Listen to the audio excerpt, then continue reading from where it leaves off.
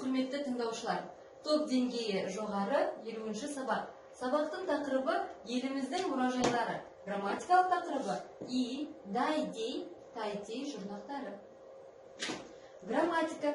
Ережемен танысыңыз. Есім сөздерге и және дай, дей, тай, тей жұрнақтары жалғану арқылы сын есім жасалады.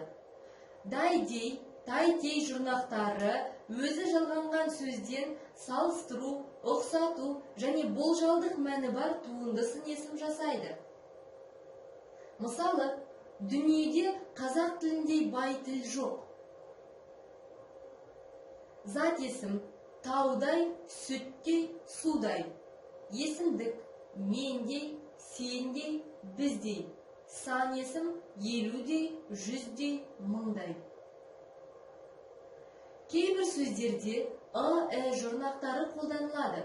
Олар өзі қатынасқа түсетін заттың тектік сипатымен байланысты, яғни қай халыққа тиісті екенін білдіреді. Қазақ, қазақы. Мысалы, қазіргі жастар қазақы дәстүрдің кейбір ерекшеліктерін зерттеуде. Тапсырма. Берілген сөздерге дай, дей, тай, тей, и жұрнақтарын жалғаңыз.